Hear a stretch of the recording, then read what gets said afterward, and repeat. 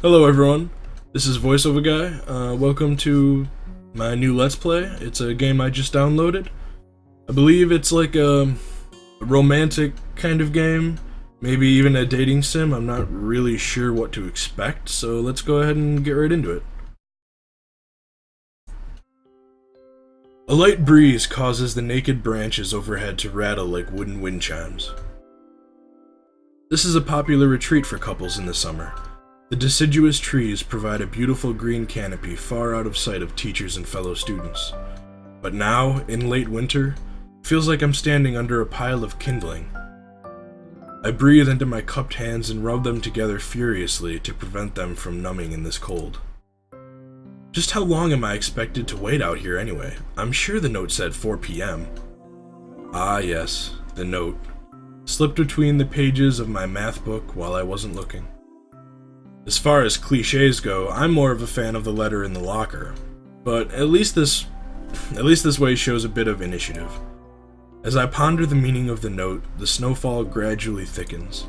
The snowflakes silently falling from the white-painted sky are the only sign of time passing in this stagnant world. Their slow descent upon the frozen forests makes it seem like time has slowed to a crawl. The rustling of dry snow underfoot startles me, interrupting the quiet mood. Someone is approaching me from behind. Isao? You came. I'm assuming that's a girl. A hesitating, barely audible question. However, I recognize the owner of that dainty voice instantly. I feel my heart skip a beat. It's a voice I've listened to hundreds of times, but never as more than an eavesdropper to a conversation. I turn to face this voice, the voice of my dreams, and my heart begins to race.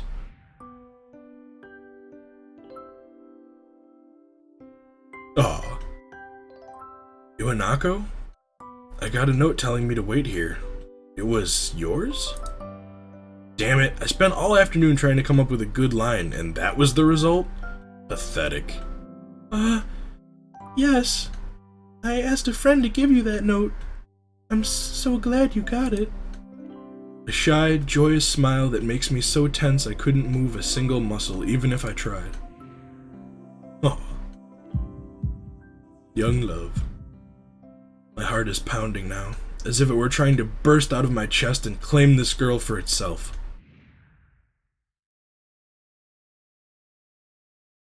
So, here we are, out in the cold. Once again, the wind stirs up the branches. The cacophonous noise is music to my ears. Iwanako flinches ever so softly against the gust of wind. As it passes, she rights herself, as if supported by some new confidence. Her eyes lock with mine and she lazily twirls her long, dark hair around her finger. All the while, the anxious beating of my heart grows louder. My throat is tight. I doubt I could even force a word out if I tried. You see? I wanted to know if you'd go out with me. I stand there, motionless save for my pounding heart. I want to say something in reply, but my vocal cords feel like they've been stretched beyond the breaking point. Isao? I reach up to try to massage my throat, but this only sends spikes of blinding pain down my arm. Isao? My whole body freezes save for my eyes, which shoot open in terror. Isao! The beating in my chest suddenly stops, and I go weak at the knees. The world around me, the canopy of bare branches, the dull winter sky, Iwanako running towards me, all these fade to black. The last thing I remember before slipping away are the sounds of Iwanako screaming for help and the incessant clatter of the branches above.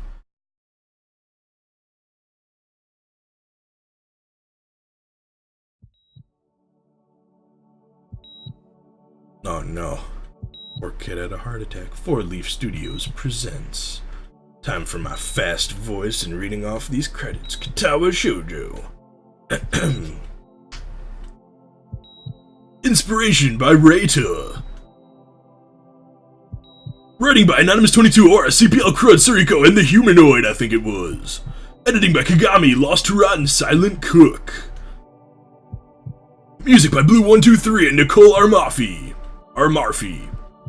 Art by Gebby Tarar, Calm Efficient, Pimmy. Art by Moiki, Rames, and Raid. Additional art by Climatic, Doomfest, and Ujoi, I think. FMV animation by Mike and Nell. Directing by Delta, Raid, and Ujovi. Engineering by Delta. Production by CPL Crud and Suriko. Thank you for making this game.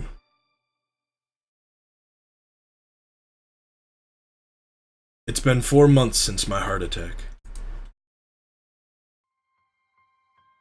In that whole time, I can probably count the times I've left this hospital room unsupervised on one hand.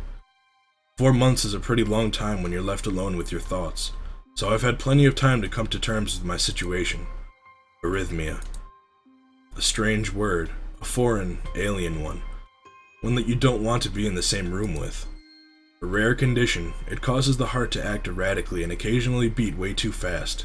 It can be fatal. Apparently, I've had it for a long time. They said it was a miracle that I was able to go on so long without anything happening. Is that really a miracle? I guess it was supposed to make me feel better, more appreciative of my life. It really didn't do anything to cheer me up. My parents, I think, were hit harder by the news than I was. They practically had 2 hemorrhages apiece. I had already had a full day by then to digest everything. To them, it was all fresh. They were even willing to sell our house in order to pay for a cure. Of course, there isn't a cure. Because of the late discovery of this condition, I've had to stay at the hospital to recuperate from the treatments. When I was first admitted, it felt as if I was missed. For about a week, my room in the ward was full of flowers, balloons, and cards.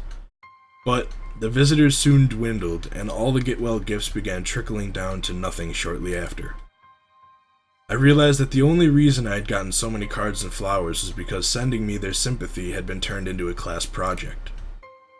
Maybe some people were genuinely concerned, but I doubt it. Even in the beginning, I barely had any visitors. By the end of the first month, only my parents came by on a regular basis. Iwanaka was the last to stop visiting. After 6 weeks, I never saw her again. We never had that much to talk about when she visited anyways. We didn't touch on the subject that was between us on that snowy day ever again. The hospital? It's not really a place I'd like to live in. The doctors and nurses feel so impersonal and faceless. I guess it's because they're in a hurry and they have a million other patients waiting for them, but it makes me feel uncomfortable. For the first month or so, I asked the head cardiologist every time I saw him for a rough estimate of when I'd be able to leave. He never answered anything in a straightforward way, but told me to wait and see if the treatment and surgeries worked. So I idly observed the scar that those surgeries had left on my chest slowly change its appearance over time, thinking of it as some kind of omen. I still ask the head cardiologist about leaving, but my expectations are low enough that I'm not disappointed anymore when I don't get a reply. The way he shuffles around the answers shows that there is at least some hope. At some point I stopped watching TV. I don't know why, I just did. Maybe it was the wrong kind of escapism for my situation. I started reading instead.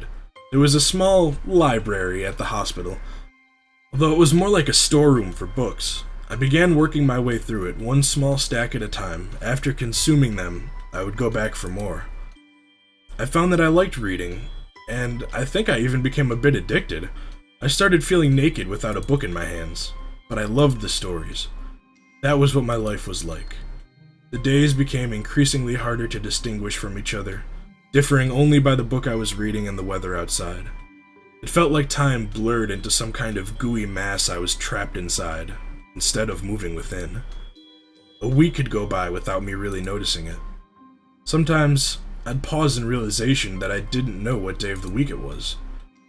But other times, all the things that surrounded me would painfully crash into my consciousness, through the barrier of nonchalance I'd set up for myself. The pages of my book would start to feel sharp and burning hot, and the heaviness in my chest would become so hard to bear that I had to put the book aside and just lay down for a while, looking at the ceiling as if I were going to cry. But that happened only rarely, and I couldn't even cry. Today the doctor comes in and gives me a smile. He seems excited, but not very. It's like he's trying to make an effort to be happy on my behalf. My parents are here. It's been a few days since I've last seen them. Both of them are even sort of dressed up. Is this supposed to be some kind of special occasion? It's not a party. There's this ritual the head cardiologist has. He takes his time sorting his papers, then setting them aside as if to make a point of the pointlessness of what he just did. Then he casually sits on the edge of the bed next to mine. He looks me in the eyes for a moment. "Hello, Isao. How are you today?" I don't answer him, but I smile a little, back at him. "I believe you can go home. Your heart is stronger now, and with some precautions, you should be fine. We have all your medication sorted out. We'll give your father the prescription." The doctor hands a sheet of paper to my dad, whose expression turns wooden as he reads it quickly. So many. I take it from his hand and take a look at myself, feeling numb. How am I supposed to react to this? The absurdly long list of medications staring back at me from the paper seems insurmountable. They all blend together in a sea of letters. This is insane! Side effects, adverse effects, contradictions, and dosages are listed line after line with cold precision. I try to read them, but it's so futile.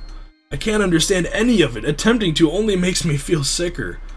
All this, for the rest of my life? Every day? I'm afraid that this is the best we can do at this point. However, new medications are always being developed, so I wouldn't be surprised to see that list fade over the years. Years?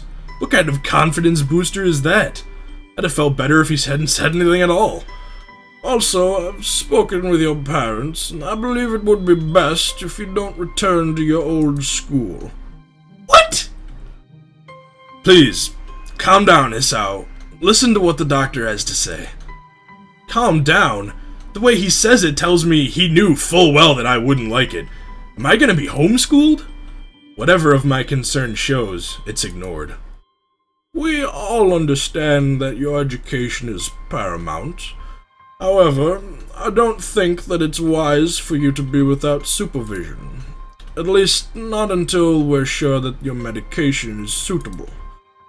So, I've spoken to your parents about a transfer. It's a school called Yamaku Academy that specializes in dealing with disabled students. Disabled? What?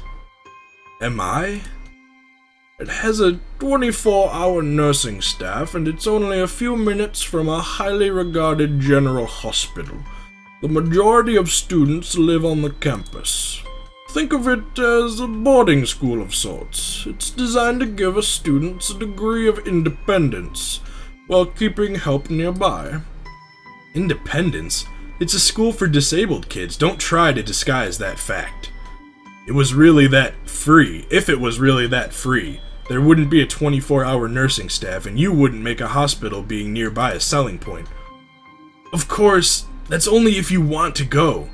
But your mother and I aren't really able to homeschool you. We went out there and had a look a couple of weeks back. I think you'd like it. It looks like I really don't have a choice. Compared to other heart problems, people with your condition usually tend to live long lives. You'll need a job one day, and this is a good opportunity to continue your education. This isn't an opportunity. Don't call it an opportunity. Don't call it a goddamned opportunity! Well, you should be excited at the chance to go back to school. I remember you wanted to return to school, and while it's not the same one, a special school, that's an insult. That is what I want to say. It's a step down. It's not what you think. All of the students there are pretty active, in their own sort of way. It's geared towards students that can still get around and learn, but just need a little help, in one way or another. Your father's right, and many of the graduates of the school have gone on to do amazing things. A person doesn't have to be held back by their disability. One of my colleagues in another hospital is a graduate. I don't care. A person doesn't have to be held back by their disability? That's what a disability is. I really hate that something so important was decided for me. But what can I do about it? A normal life is out of the question now. It's funny. I'd always thought my life was actually kind of boring, but now I miss it.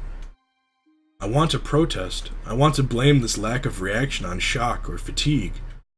I could easily yell out something now, something about how I can go back to school anyway. But no. I don't say anything. The fact is that I know it's futile. I look around the room, feeling very tired of all this, the hospital, doctors, my condition, everything. I don't see anything that would make me feel any different. There really isn't a choice. I know this, but the thought of going to a disabled school, what are those even like? As much as I try to put a positive spin on this, it's very difficult. But let me try. A clean slate isn't a bad thing. It's all I can think of to get me out of this, to get me through this. At least, I still have something. Even if it's a special school, it's something. It's a fresh start and my life isn't over. It would be a mistake to just resign myself to thinking that. At the very least, I'll try to see what my new life will look like.